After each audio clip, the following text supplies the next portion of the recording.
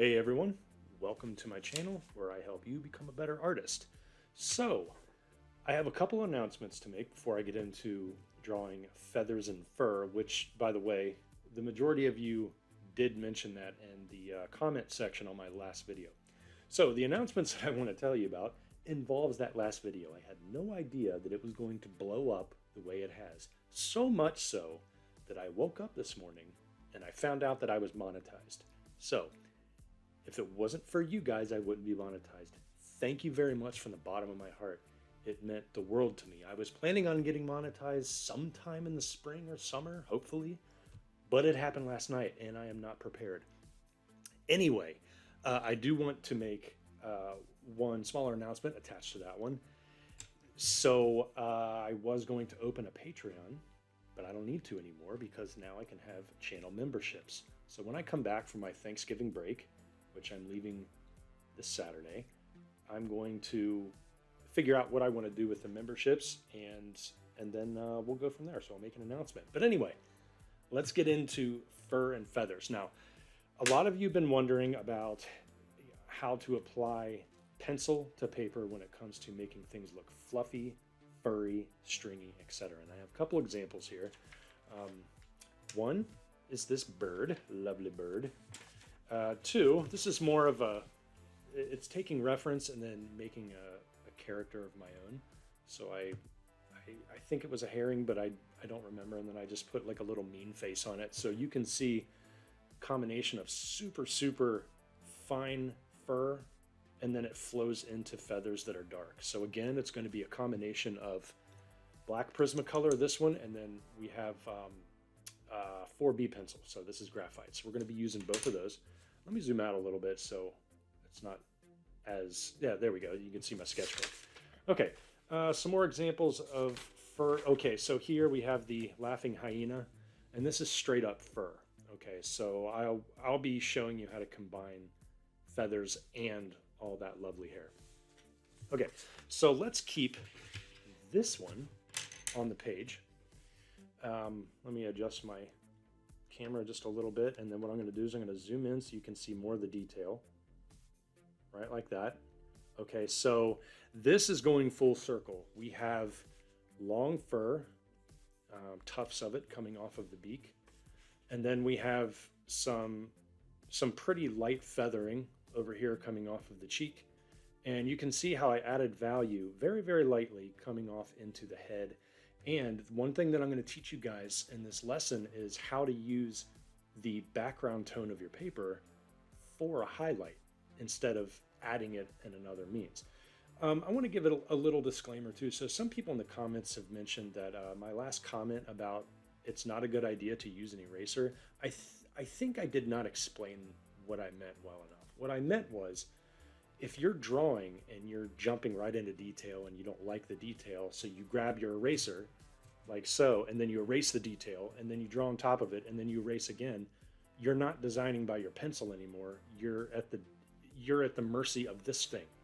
This thing should be used sparingly unless you are using pastel or charcoal, which it works beautifully. So hopefully you guys didn't take that the wrong way. All right. How am I going to do this? Well, let's put another little character down here. All right, so let's give it a beak. And this moleskin paper is slightly thinner. You can see some some of my drawings coming through. I don't even know what's coming through. Oh yeah, our other bird there. I'm going to give it just a beak right here, and let's give it a fun shape like this. And then maybe it has slight overbite, like this, and then maybe it's long, almost like a shoe bill or something. Okay, so then once we have that, and then we can put the head on it. Now, how would I start adding feathers and fur if I wanted to combine everything? Well, first things first. Remember what I said in the last video about adding a nice coating of value, and that is super important. So what I'm going to do is I'm going to take my 4B, and it's a short enough pencil now to where you can see it on camera how I'm holding it. I'm going to hold it way back here when I shade, so I'm not going to hold it all the way up here. It's going to be back here, and then I'm going to pick one direction, and I'm not going to stop until I cover that entire surface going that direction. And what this does is it ensures that when you complete this, that you're not going to have any gaps in your direction. It's, you know, we're impatient as artists, and sometimes we don't like the fact that we have a large area to cover. I'm going to physically turn my sketchbook. So the reason I'm doing this is because every human being that draws has a specific angle that they're comfortable with in drawing. Some people like to contort their wrist a certain way. Some people like to squeeze or rest their elbow or whatever. I have a certain way that I like to turn my wrist. So I'm going to keep my wrist that way, but I'm going to turn the paper so it does not compromise the way I am drawing. That is the key. A lot of times we'll go like this, and it's like, we can't shade correctly. And then you're just wondering what the heck you just drew. So these are two different directions here. A rule that I always stay by for myself is a minimum of 3 directions gives you a pretty good benchmark, or coding, I should say. Now, because these are going to be slightly more detailed than a quick thumbnail sketch, I'm probably going to give it about 5 or 6 passes. Whenever I do my very, very detailed pencil illustrations, yeah, I'll go probably 10 plus. Oh, I already went that direction. That's not good. Okay. Oh, here's another trick. Okay, so see how my sketchbook is turned? And my pinky is going to touch that drawing. Well, guess what? My black Prismacolor, number 935, the wax from it is keeping the graphite down because I went over this whole drawing with wax. So now I don't have to worry about it smearing. It will smear if you push hard enough, but I don't have to worry about it nearly as much. Just watch what happens. And it also helps if you hold your pencil like this at the very end of the butt of the pencil, because you don't have to worry about your hand, your palm resting on the drawing and screwing it all up. Now you can see, get this sucker on camera here. This is 4 passes. Now I'm also pushing very, very lightly. If I want to start layering graphite and black Prismacolor on it, you're going to start to see areas darken up, which is going to happen. Now, I'm going to pick just a comfortable direction, and I'm going to go at the beak. And I'm just going to push a little harder, and I'm going to run it across the beak, and then eventually up the head. Now, those of you that are watching this, you noticed that I couldn't care less about staying inside the lines, because I'm not worried about that right now. What I'm worried about is getting that really nice coating, and I am still not satisfied. The reason I'm not satisfied is because when you draw something like fur, you're going to need that really, really good coating. Okay, so now it's really starting to take shape. And I actually have an idea here, so maybe you can't see some of the stuff showing through. I don't know if I have a piece of white paper. I probably don't. Oh, yes, I do. Hold on just a second. Okay, back. Now, I think that helped. I put white paper behind this because I think too much stuff was showing up on the page over there. But I got some lettering over here, so I don't know how much that's really going to help. I'm going to do this one more time. And what I'm doing now is I'm kind of tilting my head. You can't see it off camera here. I'm tilting my head to make sure that everything is lining up correctly. There's still some gaps in the pencil strokes. I do not like that, so I'm going to go over it slightly different angle. This is like the 5th or 6th pass. Now we're talking. Check out that coating right now. Okay, so ignore all of that stuff on the outside for now. We actually are going to use an eraser in a little bit so I can clean the edges up. Now I'm going to take my graphite and I'm going to lightly, very lightly, sketch in where I want the beak material to meet the fur material. There's that. I'm going to darken it up just a little bit so you guys can see it on camera. There we go. I'm going to give it try to give it a unique shape since this is a bird that doesn't exist. I'm using just some techniques that I have for this character up here. This is a combination of different birds, and I made it my own character. Okay, now here's what I like to do. I'm going to start at the base of where the skin and the beak meet, and I'm going to darken it like this. Get on camera. Look how I'm holding the pencil, okay? And I'm holding it very lightly, and I'm going to push a little harder and then fade backwards. And I'm going to turn the paper a little bit, and I'm going to try to work my way up that line by fading outwards into the rest of the cheek. Now, why am I doing this? It's because whenever there's a surface break or a material break, I like to draw attention to it by changing the value slightly. What this also does is it's going to start to build contrast between the fur and feathers that you're making and the beak. One of the problems that beginner artists have is there's no value changes within the drawing. Everything looks like the sea of sameness.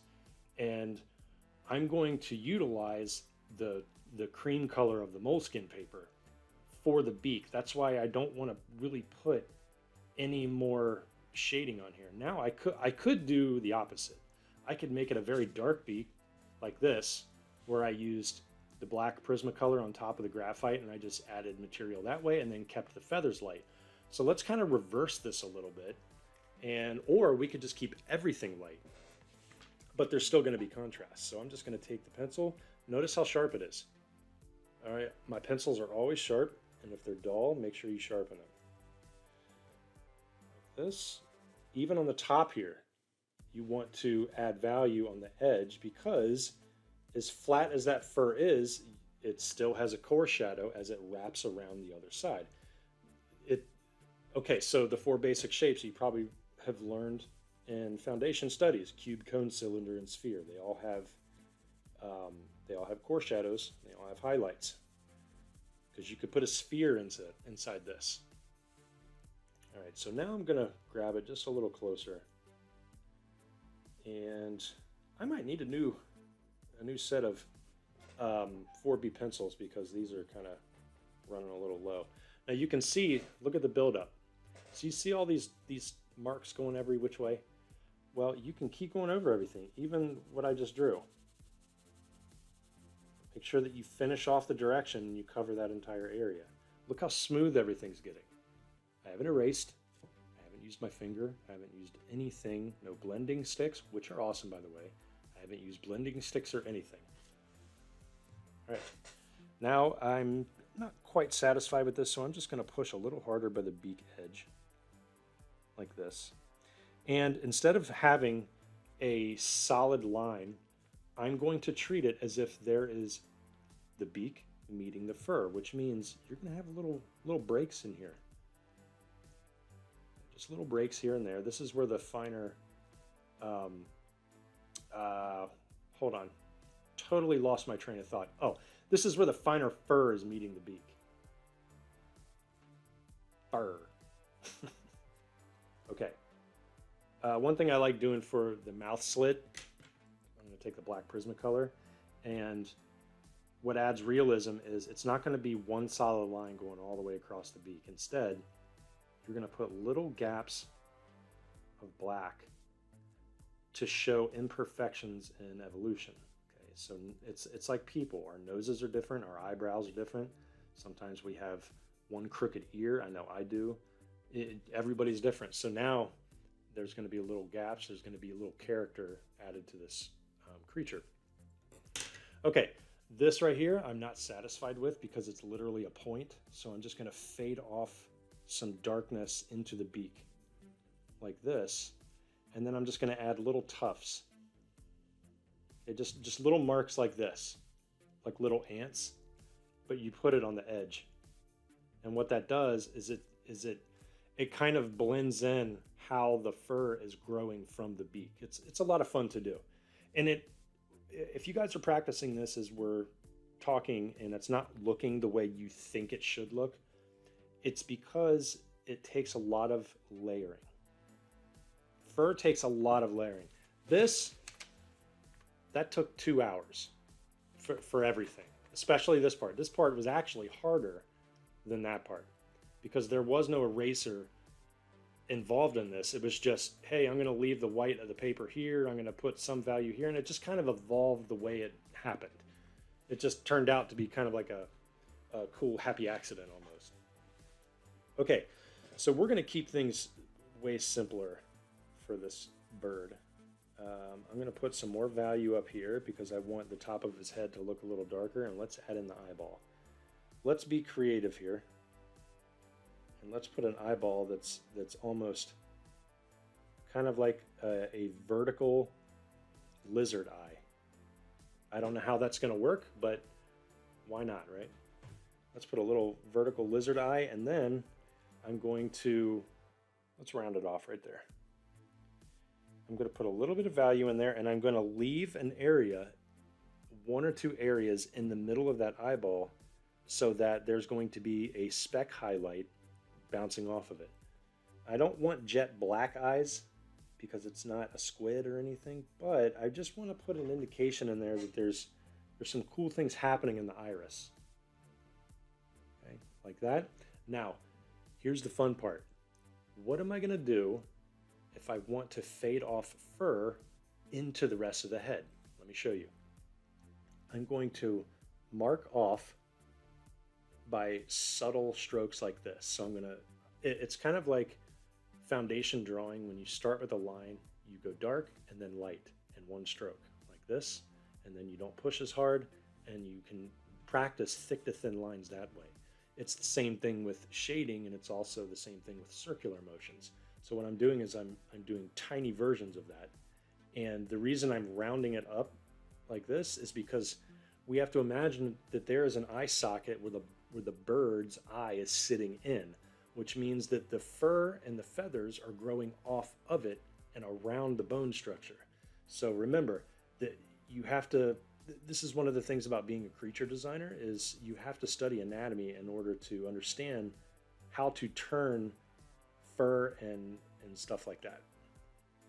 So I'm gonna put it out like this. Okay, now the other thing that I want to mention is when you study feathers on birds and fur on dogs and cats or whatever, the larger areas tend to have the longer hair. I mean, there are a lot of animals that just have no hair whatsoever. I mean, look at a Great Dane, okay? They're just, it's like golf course hair on it. I'm going to very lightly, you can see the indications of feathers coming in here. What I'm doing is I'm doing stretched out points, almost like arrowheads, like this, and they're going to get bigger as I move down the head. Now, the other thing that I'm going to do is I want to make sure that they're not the exact same shape. Okay, there's going to be differences no matter where they grow out of. Now, notice how I'm also adding some shape up here on the top of the head too. That's really important because I don't want this to be super smooth and thin the whole way back. Instead, this is where I'm going to add the fur. Okay, remember these thick to thin lines? If you just practice that, just kind of dabble your pencil or pen like this. Go thick to thin, thick to thin, thick to thin. And what you do is you move outwards. See how I'm moving down and then I'm going out, and then you go behind it, and then you go down and out, and then you go in front, and you keep doing that. And what happens is you're going to cover an area with fur / hair, whichever one you want to use. So since these are really tiny, I'm just going to put some tufts of fur coming out by the beak. Like this. I also, let's get a little creative here. Let's put a little bump. And then maybe the nose sits right there, and let's stretch the nostril out. That's kind of cool. Okay. Again, this species does not exist. It's kind of ugly, but you know, not all nature is pretty. I mean, have you seen a turkey vulture? Yeah. Or a blobfish, goblin shark? Those things are hideous, but cool at the same time. Okay, so now what I'm doing is as fur and feathers flow up the forehead, they're more exposed and longer in the air, which means that they're probably going to be a little bit more messed up. And I'm just going to put it this way going backwards. Now you notice there's already like a really cool effect happening with the natural layering of the feathers. Now the feather itself, this is the shape that I'm doing. So it's almost like a little spearhead, like an arrowhead or like a flame coming from a lighter. So then what I like doing, and there's different kinds of feathers too. I mean, you have the little ones like this, you have really puffy ones that are cute and you see on the sidewalk all the time from doves, and then you have the really long ones like this, and they're kind of pointed and they have little splits in them. Those are kind of cool. We're not doing the really long ones, but we are doing the small little spear ones. Okay, now here's the fun part. Once I get at least a nice outline of all the feathers and how I want them to grow, I'm going to take the black Prismacolor. I'm going to outline that eyeball so you can really see it. But I'm not really going to touch the inside because I still want some of that light to penetrate it and to give at least the slight indication that there's a pupil going on in there. I'm going to take this black Prismacolor and I'm going to do small circles flowing away from the eyeball into the fur that's surrounding the eye socket. Now look what's happening. That layer of value that I laid down first is taking care of all of the space that doesn't have pencil strokes for feathers yet. So now this value coupled with the graphite is adding this almost inset look, like the eye is coming, or the eye is placed inside the head. I don't want to add too much detail with the black Prismacolor yet. I still want to do as much as I can with the actual graphite. So I'm going to go back here and I'm going to go over the black Prismacolor and I'm going to fade off some value into the head. And the other thing is, again, this is where it benefits learning bone structure underneath skin, fat, feathers, fur, whatever you're drawing, is that the cheek is going to have a roll to it. Okay, so the beak and then the cheek muscles, that help open and close the mouth. I'm going to put that core shadow very, very gently right underneath there. Okay, so what that does is it's going to eventually make it look like there's this rolling effect from the eye socket. And notice how the light value right here is going to be my highlight. I'm not really going to put anything else there. And then the value under here is a little heavier, and that's going to be a shadow, like a very, very light ambient shadow. And then this part of the skull is pretty flat. So I'm just going to take my value and I'm going to go over this part. This part, this way is a little bit more concentrated, okay, because I'm working in a smaller area. So I am turning my hand in certain directions, but it's small enough to where I don't have to turn the sketchbook a lot. I don't have to really twist my body. Okay, so maybe a couple more passes. Okay, like this. Now here's a really important part to make it look realistic. Inside here, you're going to have the bird's nasal cavity. Okay, so this beak is made up. So let's put a very, very subtle indent of where the underlying skull is. And then up here at the edge of the head, I'm going to make it darker and then I'm going to fade lighter into this part. Now look what happened just by adding value. This looks like there's a soft spot in the skull. There's an opening. This right here looks like it rolls right up into the head. It's like a whole brow ridge almost, and it's going to go into the beak. That's the key. That's the power of doing values when you lay down that first layer. Okay, so now here's the fun part. I love it. There's many fun parts, but this especially. I'm going to add tiny little tufts of fur coming off, and we're going to do that the direction again where instead of just going straight down all the time like a curtain, we're going to expand outwards because we want to give the illusion that the fur is growing chaotically from the skin. So now it's, and it's not, it doesn't have to be super vibrant fur. It doesn't have to be incredibly recognizable, like, oh, I got to draw every strand of fur here. No, that defeats the purpose of having realistic animal textures here. All right, there we go. And I'm just going to put a combination of feathers and fur right in here on that cheek. Look at that layering. See what's happening now, everybody? That's what you want. Okay, that's definitely what you want. I'm going to darken the top of this like this. Now, the other thing that just comes with practice is when you're doing eye sockets, one line can change the expression on a bird forever. If you ever look at a bald eagle, they look angry 24/7. If you ever look at a robin or a pigeon or whatever, they just look freaked out all the time because of the round eyes, and they don't really have a lot of shadow. So what I'm doing is I'm giving it just a little bit of attitude, and I'm going to give it maybe some skin wrinkles underneath all that fur. Okay, once I do this, I'm going to pick places in between the fur, and I'm going to darken it. Just kind of randomly, but I'm not making it up per se, because there's lines already laid down for the feathers. But what I am doing is I'm putting in noticeable shadows in between everything. Now, this is where it really starts to come together, because check this out.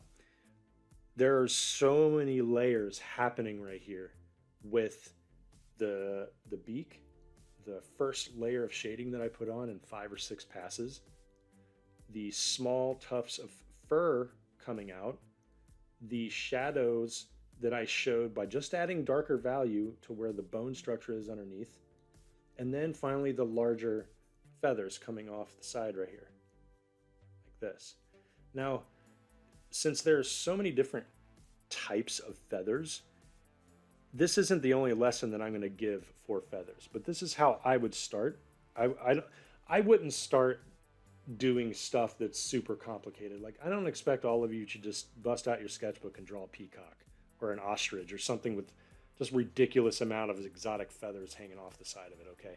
Start small, work your way big. Okay, like this, you can get bigger feathers. One thing I like doing to really make everything pop off the page is you then take your black Prismacolor like this, and you go to the tip of the feather, okay, and then you do these type of movements. So see how close that I'm holding my pencil, but I'm not pushing super hard. I'm just starting dark, going light, starting dark, going light, and I keep doing that with a very subtle touch. So look at the marks that I'm putting right here. That's a very controlled marking that I'm going to put on the tips of all the feathers that are showing up, just like the bigger feathers. And what this does, and again, look at my pencil, look how dark, or I'm sorry, look how sharp I'm keeping it. I wouldn't be able to put in these subtle details if I wasn't keeping it sharp. So make sure you do that. And then what I'm doing is I'm rolling it down. Again, very short bursts of dark to light, like this. This one gets a little bit bigger of a treatment, so I'm just going to layer on top. Same thing with this one.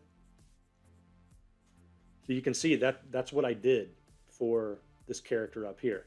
Of course, you can see that this took considerable amount more time.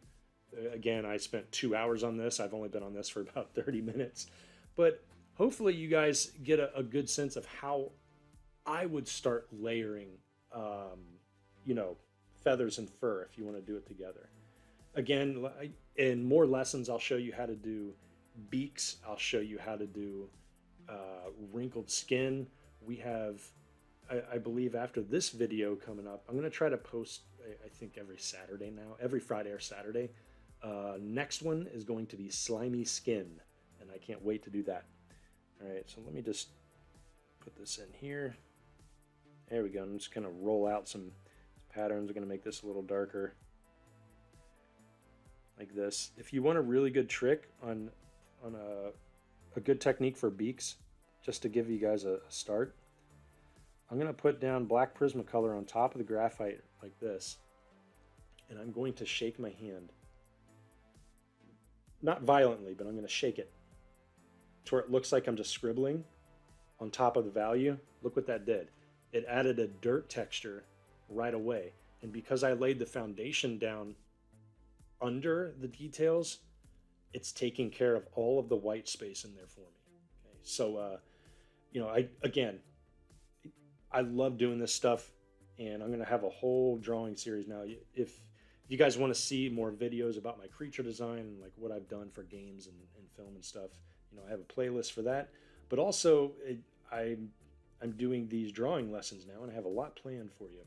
So if you found this helpful, please like and subscribe, and comment below and tell me, what you found helpful, and also let us know about your struggles, because that's something that I would love to talk about maybe in a later podcast. And again, I'm going to announce very, very soon when my channel memberships are ready. So I can't wait. Also, if you want to join our Creature Design Workshop Discord, it is free to join the Discord. If you want to take the class, just let me know. That link will be down below in the description. Thanks, everybody, and I hope this was helpful, and hopefully you'll become a better artist. I'll see y'all soon.